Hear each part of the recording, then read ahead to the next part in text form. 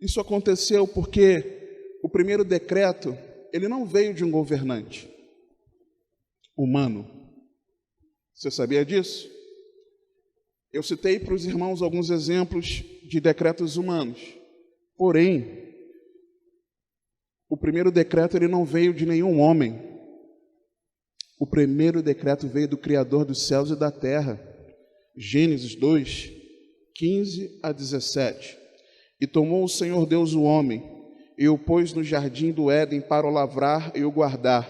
E ordenou o Senhor Deus ao homem, dizendo: de toda a árvore do jardim comerás livremente, mas da árvore do conhecimento do bem e do mal, dela não comerás, porque no dia em que dela comeres, certamente morrerás.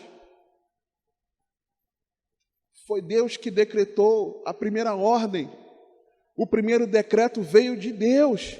E tudo isso tem acontecido, irmãos, por conta da desobediência ao primeiro decreto estabelecido por Deus.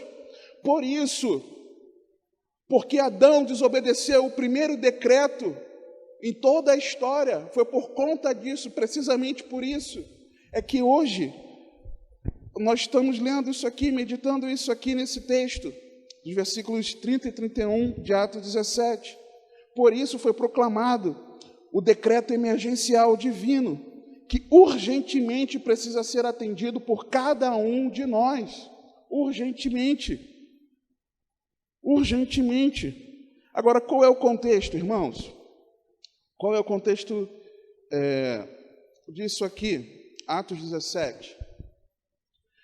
O contexto é que Paulo, ele inicia a sua viagem missionária. E iria iniciar com Barnabé, não debaixo de como foi na primeira vez, em oração e jejum, Atos 13, mas a palavra nos mostra que eles decidem se lançar em missões, nessa segunda viagem missionária. Nessa segunda viagem missionária existe uma contenda entre Paulo e Barnabé por conta de João Marcos, sobrinho de Barnabé. Quando Paulo, ressentido porque João Marcos havia abandonado a missão anteriormente, não aceitou. Ele não vem comigo, não. E o que ele faz? Ele convoca então Silas para a missão e segue vida, segue viagem. Chegando em Derbe e Listra, ele encontra então Timóteo e, sabendo, conhecendo ali quem era Timóteo, ele convoca Timóteo também para a missão, forma a equipe missionária. Paulo, Silas ou Silvano, em alguns textos aparece como Silvano, e Timóteo formando a equipe missionária. Ele então começa a fazer a obra, ele intenta ir para a Ásia, só que o Espírito Santo o impede. Atos 16 nos mostra isso, o Espírito Santo o impede. E ele tem uma visão durante a noite de um macedônio o chamando a passar para a Macedônia.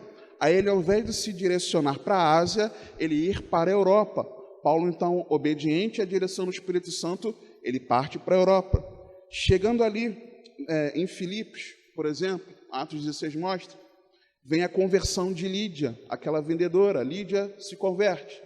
Paulo continua pregando o evangelho com essa equipe, aquela jovem possessa de demônios que tinha o espírito de adivinhação e dava lucro aos seus senhores. Paulo expulsa aquele demônio dela. Por causa disso, ele é preso injustamente, não poderia, pela sua cidadania romana, não poderia acontecer daquela forma. Paulo e Silas são presos, são açoitados, e lá no meio da prisão, eles começam a orar e cantar. É importante essa ordem na palavra. Quando você está aflito, geralmente você não consegue cantar. Você precisa primeiro se derramar diante de Deus em oração, e aí você consegue o ânimo, o fôlego para você louvar ao Senhor. E em meio à oração e ao louvor, vem aquele grande terremoto, um grande terremoto. As cadeias de todos se abrem. O carcereiro, quando contempla que as cadeias se abriram, ele ficou desesperado, porque ele tinha ordem para tomar com muito cuidado aqueles presos, a ponto de pagar com a sua própria vida a perda deles. Quando Paulo vê que o carcereiro tinha sacado a espada para se matar, dá um brado e fala: ei, não faça tal coisa, porque estamos todos aqui. Ele então se prostra, o carcereiro, diante de Paulo e pergunta: o que eu posso fazer para ser salvo? E Paulo declara: crê no Senhor Jesus e será salvo tu e a tua casa. Ele prega o evangelho. o carcereiro e a família se convertem a Cristo. Paulo batiza o carcereiro e a família, o carcereiro limpa as feridas de Paulo. Na manhã seguinte, o carcereiro recebe a notícia de que, estão falando para você ir embora. E Paulo se recusa a sair da prisão daquele jeito. Por quê? Porque ele, como cidadão romano, ele não poderia ter sido tratado. Manda que eles venham aqui para me liberar. E quando eles vão liberar Paulo, eles falam, Paulo, sai daqui, vai embora de Filipos. Paulo volta até a casa de Lídia, que ele havia ganho para Cristo, é confortado pelos irmãos ali, e eles seguem em missão, eles foram escorraçados de Filipos. Chega então a Tessalônica.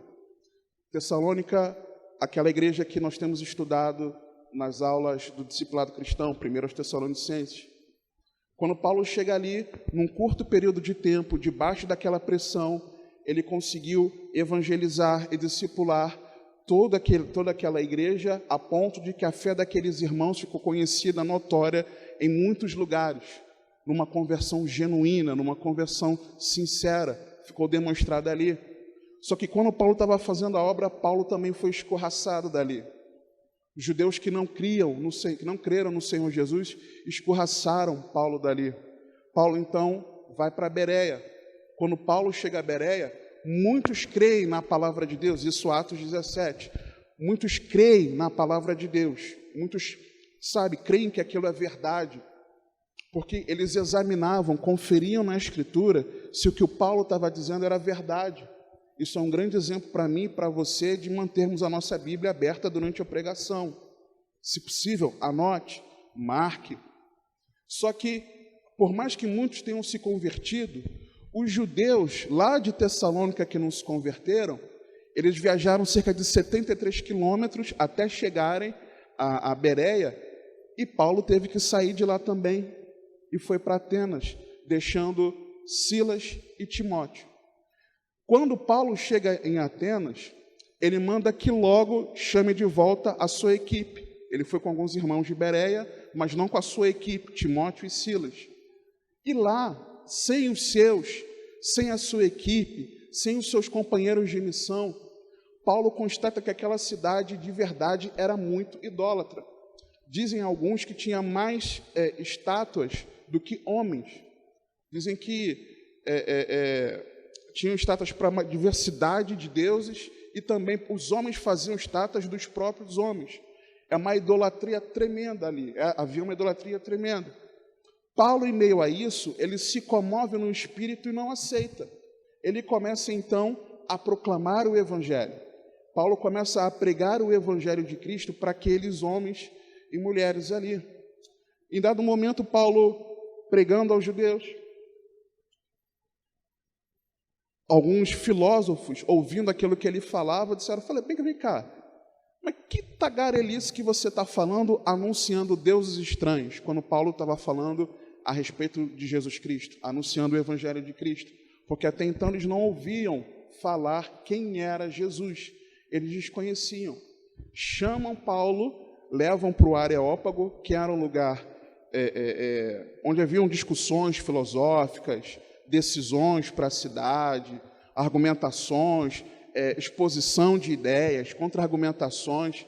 E Paulo, chegando ali, indagado sobre o que era aquilo, Paulo ele faz algo maravilhoso. Paulo ele entra na cultura daquele povo, Atos 17, isso. Paulo entra na cultura daquele povo e fala, olha, lembra do altar ao Deus desconhecido? É sobre esse Deus desconhecido que eu estou pregando. E que Deus desconhecido era esse, irmãos? Que Deus desconhecido era esse? Quando Paulo fala isso, aqueles filósofos gregos, eles sabiam, os atenienses sabiam o que Paulo estava falando, porque cerca de 6 séculos antes, Paulo faz referência a uma grande praga que aconteceu naquela cidade, e devastou a cidade. Eles ofereciam sacrifícios aos deuses todos deles e não cessava a praga. Eles resolvem chamar, então, Epímenes, um poeta, filósofo, profeta. Tito faz até referência dele lá no capítulo 1, dos versículos 10 a 13. não nominalmente, mas sobre ele, chama ele, que olha tudo aquilo, olha toda aquela circunstância, fala o seguinte: olha, vamos fazer o seguinte,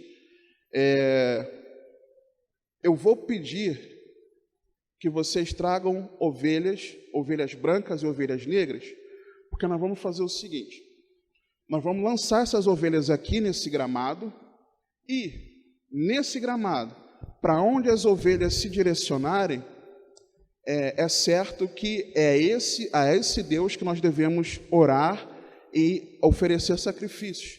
Se as ovelhas da outra cor forem para outro local, não é esse Deus, mas somente as outras.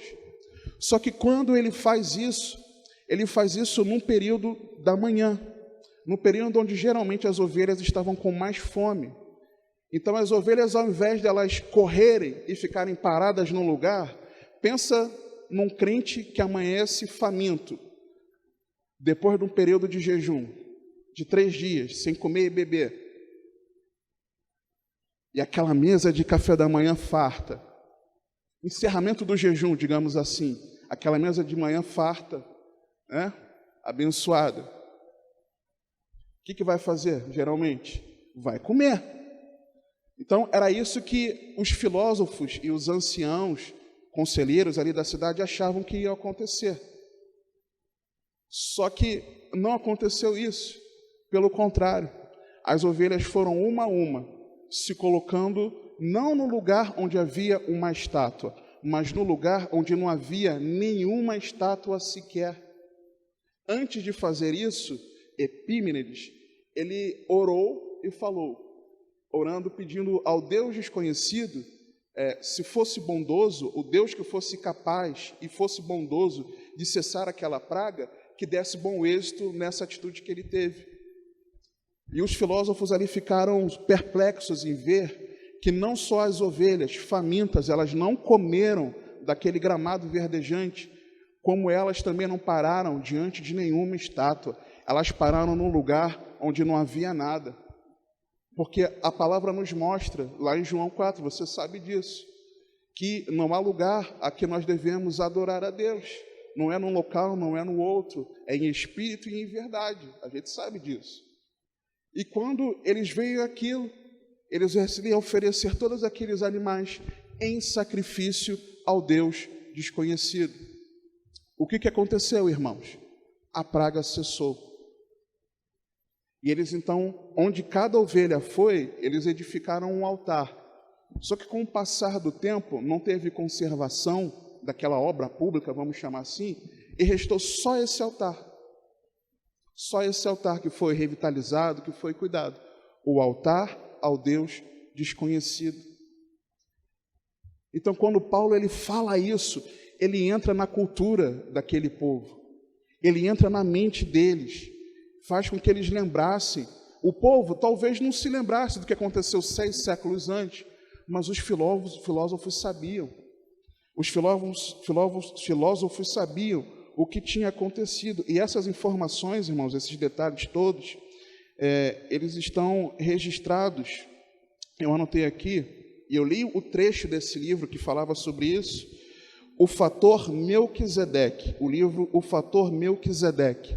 Você encontra isso lá, e a editora, inclusive, ela disponibilizou gratuitamente parte desse livro, e na parte que disponibilizou gratuitamente, você consegue ler essa informação.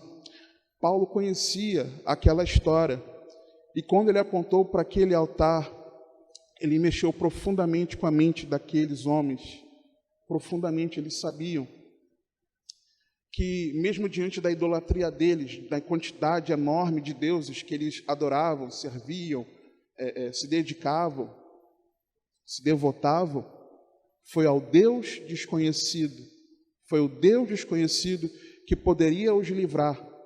E interessante um detalhe que eu esqueci de contar, que esse livro, O Fator Melquisedeque, narra, que quando esse filósofo, ele levanta a voz em oração, ele reconhece que aquela praga estava acontecendo em Atenas por causa do pecado. Interessante, né? E ele pede, se existe um Deus que pode nos livrar dessa praga e que é bondoso para nos livrar, perdoe os nossos pecados e nos mostre quem é você. Foi isso que ele orou, sem conhecer a Jesus.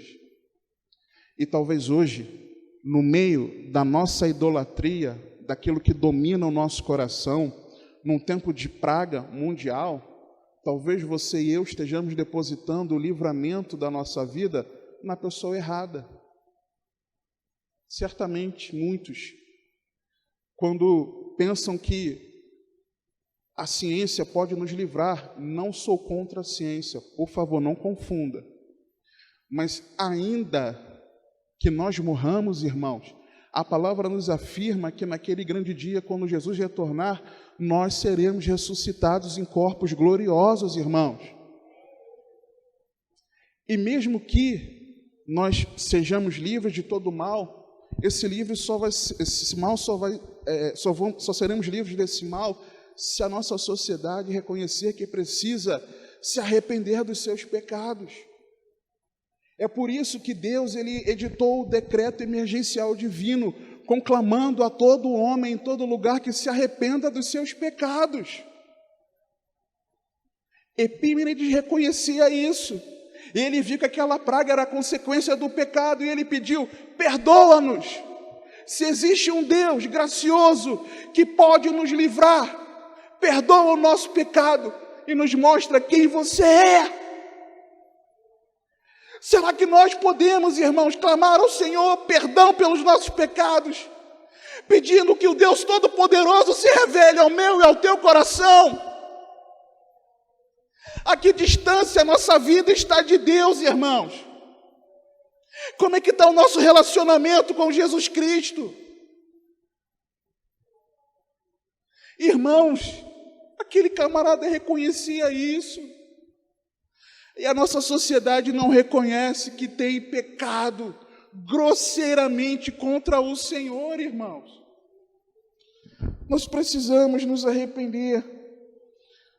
Paulo anuncia o Deus da Bíblia, anuncia o Criador dos céus, da terra, de tudo que há, inclusive do homem. Ele anuncia que a humanidade tem a revelação de Deus, na qual pode viver, se mover e existir. Ele faz distinção entre o Senhor e os falsos deuses, até que no versículo 30, ele declara: mas Deus, não tendo em conta os tempos da ignorância, ordena agora a todos os homens, e em todo lugar, que se arrependam, porquanto tem determinado um dia em que com justiça há de julgar o mundo, por meio do homem que destinou. E isso deu certeza a todos, ressuscitando dentre os mortos.